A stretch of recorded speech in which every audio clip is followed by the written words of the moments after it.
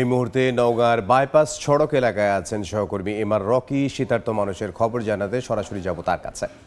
পৌষ মাসের শুরু থেকেই বরেন্দ্র অঞ্চলে শীতের তীব্রতা ধাপে ধাপে বাড়ছিল এবং বর্তমানে ক্রমান্বয়ে বাড়তি তাপমাত্রার যে পারদ তা কখনো 10-12 তাপমাত্রা ছিল, বর্তমানে কিন্তু সেটা নেমে এসেছে একেবারে তীব্র পর্যায়ে। আজকে তাপমাত্রা রেকর্ড করা হয়েছে এই জনপদে 6.7, অর্থাৎ একদিকে মৃদু থেকে মাঝারি শৈত্যপ্রবাহ বয়ে যাচ্ছে, হিম বাতাস, কনকনে ঠান্ডা এবং সকাল থেকে কিন্তু এক ধরনের আহ আবহাওয়ার এই বৈরী আচরণের কারণে স্বাভাবিক জীবনযাত্রা চরমভাবে ব্যাহত হচ্ছে। এবং আমরা দেখছিলাম আজকে কিছুটা দিনের প্রথম প্রহরে কিছুটা আলো ছিল, কিন্তু শীতের যে দাপট, তীব্র কনকনে যে ঠান্ডা, সেই ঠান্ডা কিন্তু একেবারে দিনভর সাধারণ মানুষ অনেকটা নাজেহাল অবস্থা।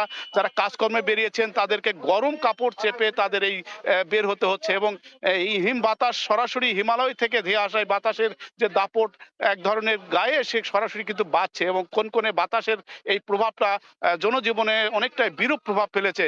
এবং সাধারণত আমরা রাস্তাঘাটের পাশে দেখছি যে একটু উষ্ণতা নেওয়ার জন্য অনেকেই কিন্তু এই মুহূর্তে গরম চায়ের দোকান এবং অনেকে আগুন জ্বালিয়ে শীত নিবারণের তাদের একটা চেষ্টা এই মুহূর্তে লক্ষ্য করা যাচ্ছে।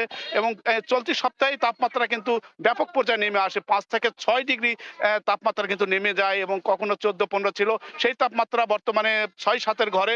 এবং আবহাওয়া অফিসের যে বার্তাটি দেওয়া হয়েছে তা হলো যে প্রথম দিকে মৃদু ছিল, বর্তমানে কিন্তু মাঝারি শৈত্য প্রবাহ এই জনপদের উপর দিয়ে বয়ে যাওয়ার কারণে এই ধরনের জনজীবনের একটা বড় ধরনের প্রভাব আমরা লক্ষ্য করছিলাম। এবং এই তাপমাত্রা আরো 2-1 দিন অব্যাহত থাকবে এবং সেক্ষেত্রে চিকিৎসকদের দিক থেকে কিন্তু কিছু পরামর্শ দেওয়া হয়েছে।